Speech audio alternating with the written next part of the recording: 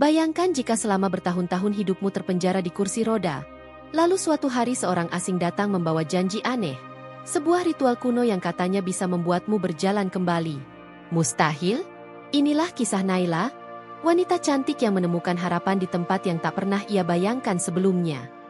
Assalamualaikum sahabat pembaca. Semoga hari ini selalu penuh keberkahan, rezeki yang luas, serta kesehatan yang tak pernah putus. Terima kasih sudah setia membaca kisah-kisah penuh hikmah seperti ini.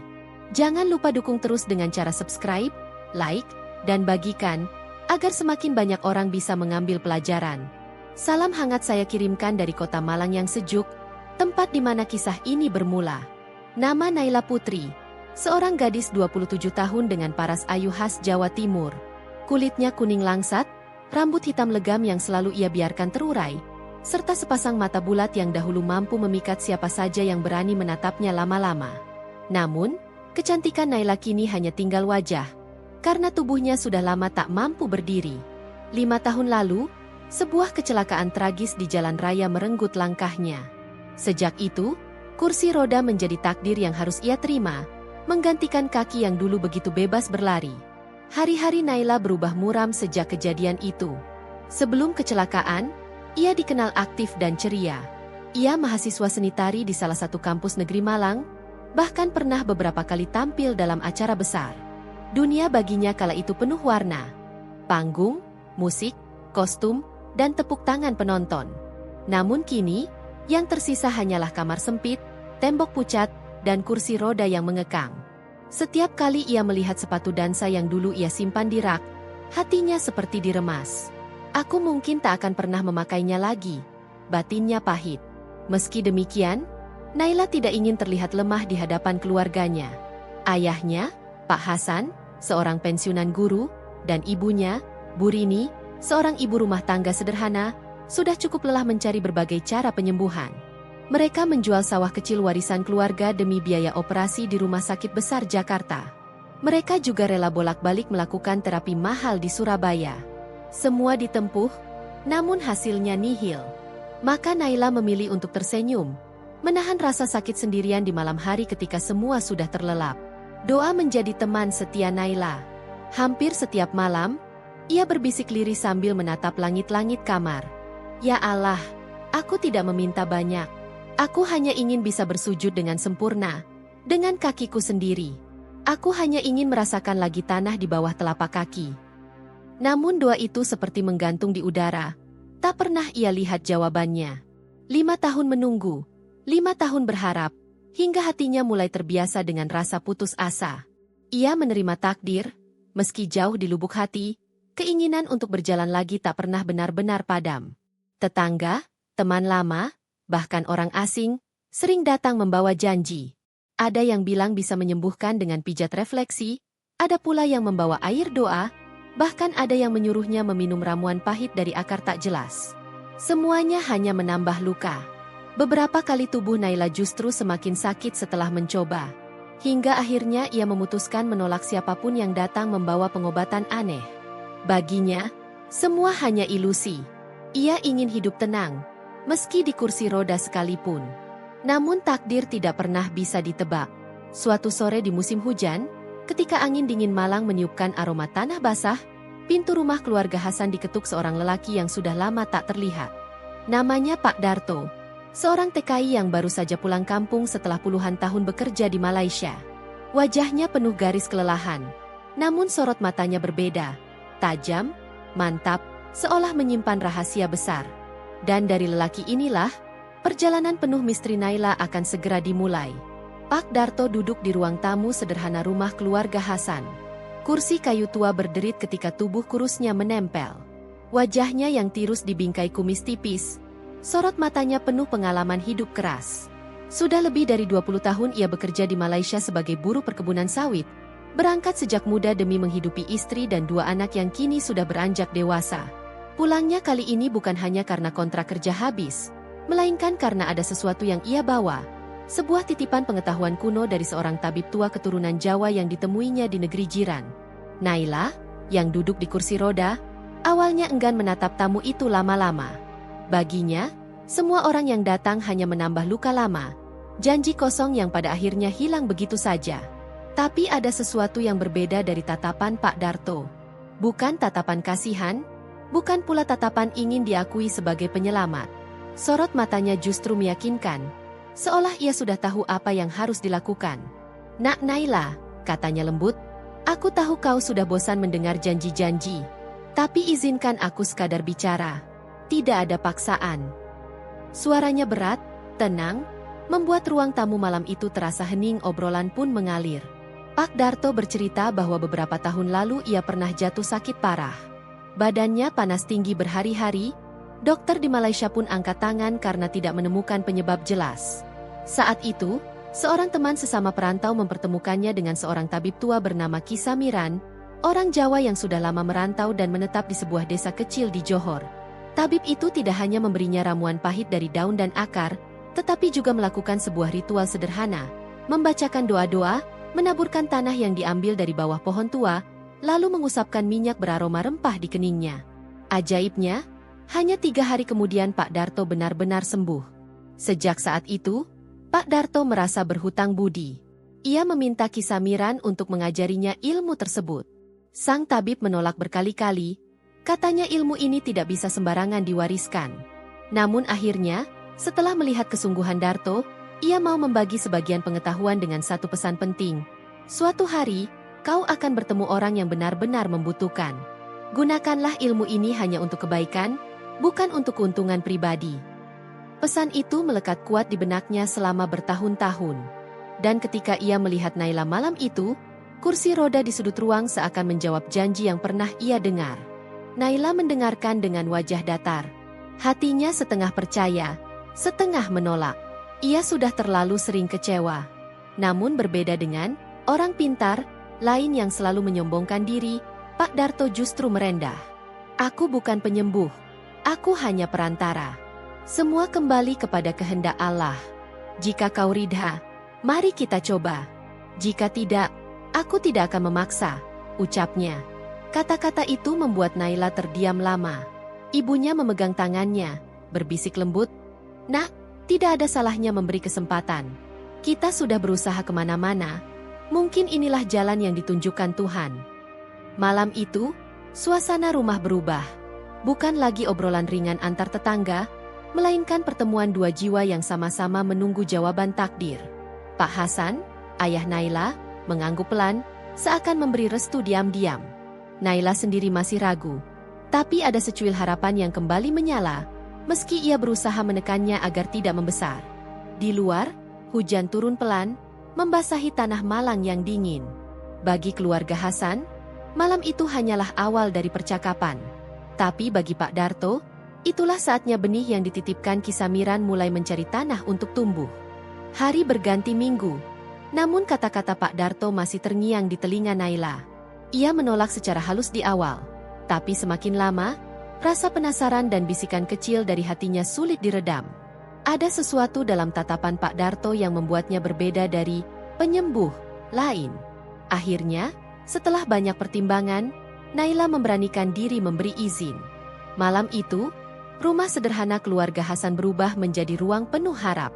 Lampu ruang tamu diredupkan, hanya menyisakan cahaya temaram dari lampu minyak. Bau minyak rempah yang dibawa Pak Darto mulai memenuhi udara. Semua terasa asing, tetapi sekaligus menenangkan. Pak Darto membuka ritual dengan cara yang sederhana. Ia duduk bersila di lantai, membacakan ayat-ayat Al-Quran dengan suara lirih namun mantap. Suara itu memecah keheningan, menggema di setiap sudut ruangan. Setelah itu, ia mengambil segenggam tanah yang sudah ia simpan dalam kain putih. "Tanah ini aku bawa dari bawah pohon besar tempat Ki Samiran mengajarkan ilmunya. Bukan tanah biasa, tapi saksi doa-doa panjang," jelasnya. Naila menatap dengan perasaan campur aduk, antara kagum, takut, dan ragu. Hatinya bertanya-tanya, mungkinkah benda sederhana seperti tanah bisa mengubah hidupnya? Tanah itu lalu ditaburkan pelan di sekitar kursi roda Naila, membentuk lingkaran kecil. Pak Darto meminta semua yang hadir untuk diam, hanya fokus pada doa masing-masing. Udara terasa berat, seolah ada sesuatu yang turun menemani. Setelah itu, ia membuka botol kecil berisi minyak wangi beraroma rempah pekat. Dengan telapak tangan yang sudah basah oleh minyak itu, ia mengusap perlahan telapak kaki Naila yang selama 5 tahun tak pernah merasakan beban tubuh. Sentuhan itu membuat Naila menggigil. Bukan sakit, tapi ada getaran halus yang menjalar naik, sesuatu yang belum pernah ia rasakan selama ini. "Ikuti napasku," kata Pak Darto lembut. Naila menutup mata, mencoba tenang. Ia menarik napas dalam-dalam, menghembuskannya perlahan, meniru ritme yang dipandu. Semakin lama, tubuhnya terasa ringan, hampir seperti melayang.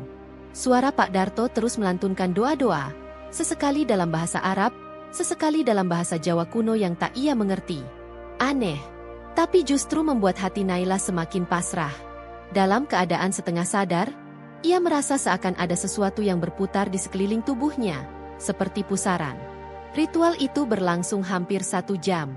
Tak ada cahaya berlebihan, tak ada mantra keras yang menakutkan, hanya doa lirih dan aroma rempah yang semakin kuat. Saat Pak Darto menutup ritual dengan doa panjang, Naila membuka mata. Ia terkejut karena untuk pertama kalinya, ia merasakan sesuatu di ujung kakinya, rasa hangat yang nyata. Selama 5 tahun, kakinya mati rasa, tak pernah merasakan apapun. Malam itu, rasa hangat kecil itu muncul seperti bara api di tengah kegelapan. Aku merasakan sesuatu, bisiknya dengan suara bergetar. Ibunya yang duduk di samping langsung menangis, memegang tangan putrinya erat-erat. Pak Darto hanya tersenyum tipis, tidak berlebihan. "Itu baru permulaan, Nak. Jangan terlalu gembira dulu. Perjalanan ini panjang, dan mungkin tidak mudah. Tapi jika kau ridha, kita akan melanjutkan." Kata-katanya membuat ruang tamu itu hening kembali. Hati Naila diliputi rasa yang campur aduk. Harapan yang mulai tumbuh, ketakutan akan kekecewaan, dan rasa penasaran yang tak terbendung. Di luar, suara jangkrik bersahutan, seakan ikut menyaksikan malam yang menjadi awal perubahan besar dalam hidup seorang gadis yang terlalu lama duduk di kursi roda. Beberapa hari setelah ritual pertama, suasana rumah keluarga Hasan tidak lagi sama. Naila merasakan hal-hal yang selama 5 tahun terakhir tak pernah ia rasakan. Pagi itu, ketika ibunya sedang mengganti selimut dan mendorong kursi rodanya mendekati jendela, Naila tiba-tiba menjerit kecil. "Bu, aku merasakan dingin dari lantai," katanya terkejut. Tangannya langsung meraba betisnya, dan untuk pertama kali, ia sadar ada aliran darah hangat mengalir sampai ke ujung kaki.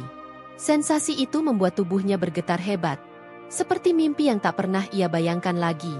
Bu Rini tak kuasa menahan tangis, langsung memeluk putrinya erat, seolah takut keajaiban kecil itu menghilang. Pak Darto, yang kebetulan datang pagi itu, hanya mengangguk pelan. "Alhamdulillah, itu pertanda baik. Tapi ingat, perjalanan masih panjang. Jangan terlalu tergesa-gesa." Ia kemudian meminta Naila untuk tetap mengikuti rutinitas.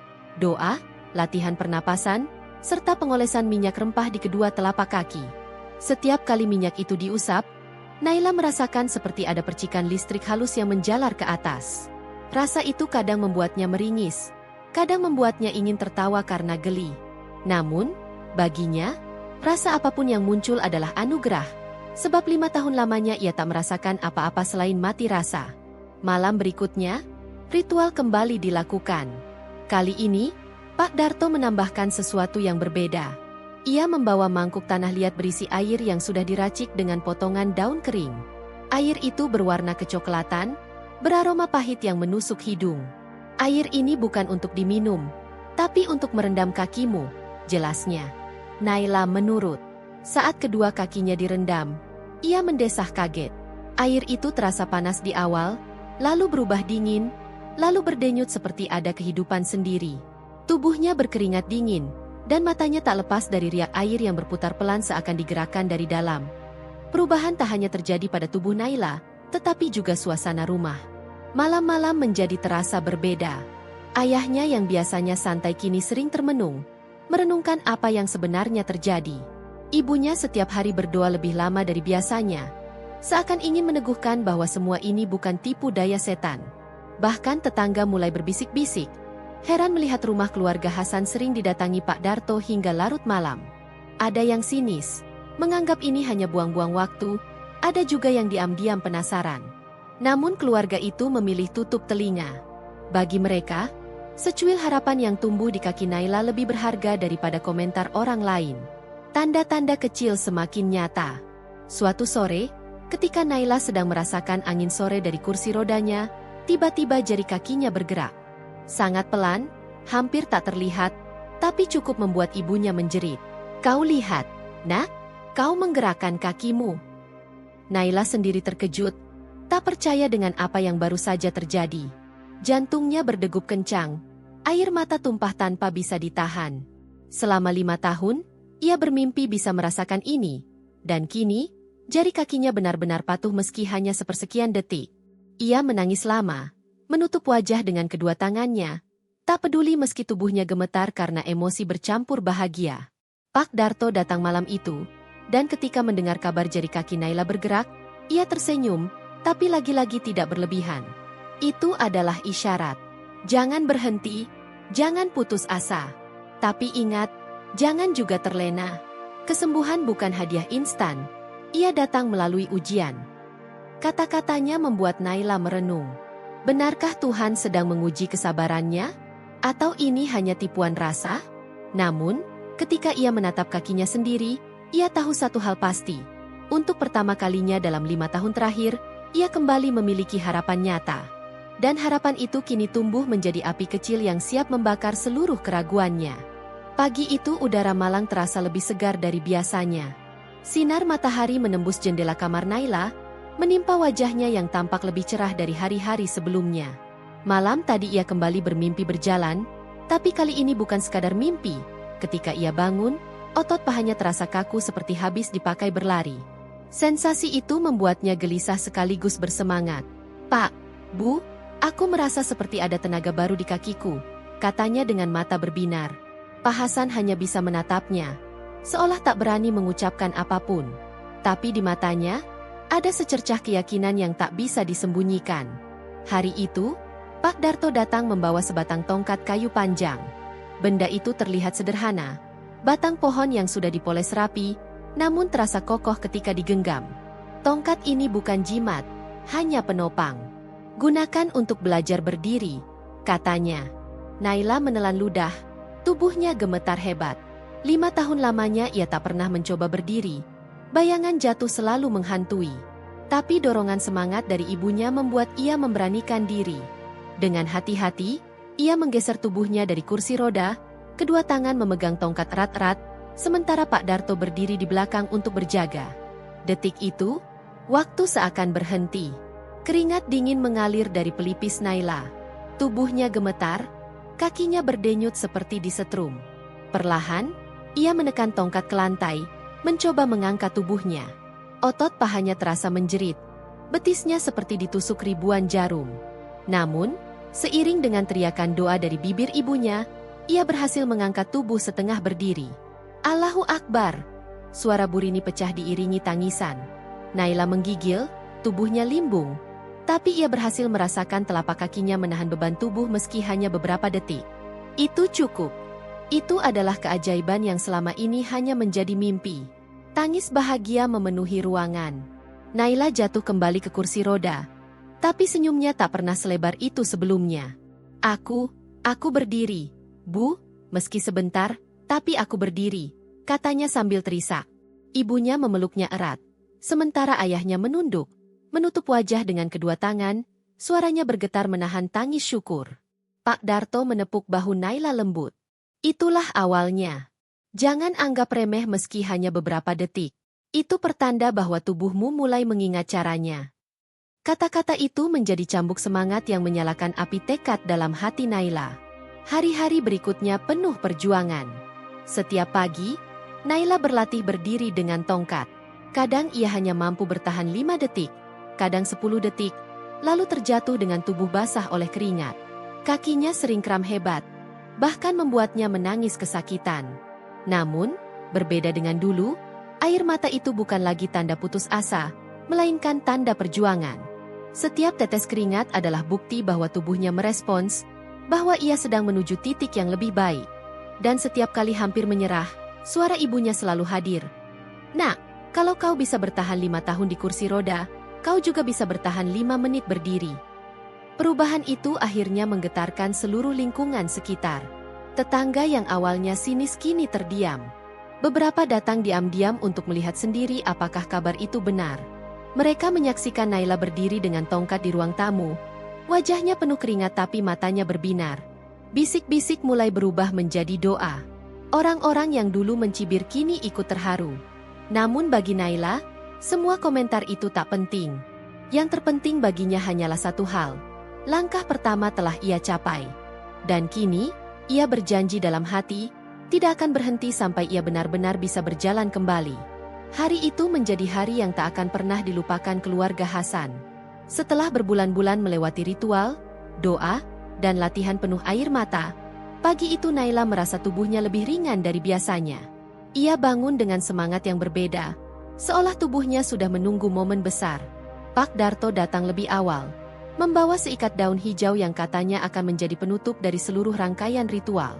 Hari ini bukan lagi tentang minyak, tanah, atau air rendaman. Hari ini tentang keyakinanmu, Naila. Apakah kau sudah siap berjalan kembali? Tanyanya dengan tatapan penuh makna. Naila menatapnya lama, lalu mengangguk. Air mata menetes sebelum kata-kata bisa keluar. Ritual dimulai dengan suasana hening. Tidak ada kerumunan, hanya keluarga inti dan Pak Darto. Daun hijau itu dibakar hingga menghasilkan asap tipis yang harum. Asap memenuhi ruangan, menciptakan nuansa sakral. Pak Darto meminta Naila duduk bersila di lantai, lalu meletakkan tangannya di atas kepala Naila. Doa-doa panjang kembali bergema, kali ini lebih lirih namun terasa begitu dalam. Naila menutup mata, membiarkan dirinya larut. Di dalam hatinya, ia hanya berbisik, "Ya Allah, jika memang kau izinkan aku berdiri dan berjalan lagi, aku akan gunakan kaki ini untuk sujud pada MU." Setelah doa selesai, Pak Darto menepuk bahu Naila lembut. "Bangunlah, nak. Jangan dengan tongkat. Gunakan kakimu sendiri." Kata-kata itu membuat semua orang di ruangan menahan napas. Ayah dan ibunya saling berpandangan, wajah mereka pucat antara percaya dan takut. Naila sendiri gemetar hebat, keringat dingin membasahi pelipisnya. Perlahan, ia meletakkan telapak tangannya ke lantai, menopang tubuh, lalu mencoba mengangkat badannya. Otot-otot yang dulu mati rasa kini bergetar kuat, menyalurkan tenaga yang seperti baru lahir. Dalam hitungan detik, tubuhnya tegak berdiri tanpa bantuan apapun. Semua terdiam. Hanya suara isakan lirih ibunya yang terdengar. Naila berdiri di sana, tubuhnya bergetar hebat, tapi ia tidak jatuh. Ia menatap kakinya sendiri dengan mata berkaca-kaca, lalu menatap kedua orang tuanya. "Bu, Pak, aku berdiri sendiri, tanpa tongkat." Suaranya serak bercampur tangis. Bu Rini langsung menutup wajah, menangis sejadi-jadinya, sementara Pak Hasan sujud di lantai, tak mampu berkata-kata. Pak Darto berdiri tegap, wajahnya tenang namun matanya basah, menyaksikan hasil dari keyakinan yang ia jaga selama ini. Ruangan sederhana itu kini dipenuhi tangis haru, doa syukur, dan rasa tak percaya yang akhirnya terwujud nyata. Namun momen terbesar belum berhenti di situ. Naila, dengan sisa keberanian yang ia punya, mencoba melangkahkan kaki. Langkah pertama terasa goyah, seperti bayi belajar jalan, tapi berhasil.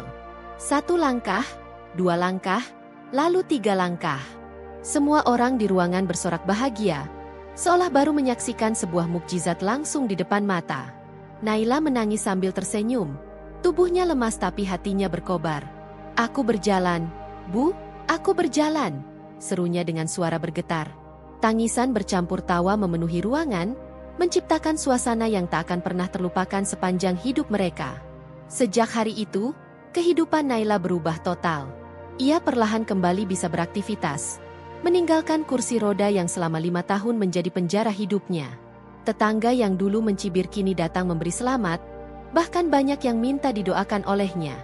Pak Darto kembali ke kehidupannya yang sederhana, menolak segala pemberian berlebihan. "Aku hanya perantara, bukan penyembuh. Ingatlah, semua datang dari Allah," katanya sebelum berpamitan. Naila kini tak hanya dikenal sebagai gadis yang kembali berjalan, tapi juga sebagai simbol harapan dan keteguhan hati. Ia selalu mengingat hari itu sebagai bukti bahwa doa, kesabaran, dan keyakinan mampu menembus batas yang tak pernah dibayangkan manusia. Sahabat semua, Begitulah kisah nyata penuh haru dari Malang yang mengajarkan kita arti kesabaran dan kekuatan doa. Semoga cerita ini memberi inspirasi bahwa keajaiban bisa hadir dengan cara yang tak terduga. Mari kita selalu menjaga iman, kesehatan, dan jangan pernah menyerah pada keadaan. Terima kasih sudah mengikuti cerita ini sampai akhir. Jangan lupa tinggalkan dukungan dengan subscribe, like, dan share agar kisah penuh makna seperti ini bisa sampai ke lebih banyak orang. Semoga kita semua selalu dalam lindungan Allah Subhanahu wa Ta'ala, diberi kesehatan, rezeki yang berkah, dan hati yang penuh syukur. Amin.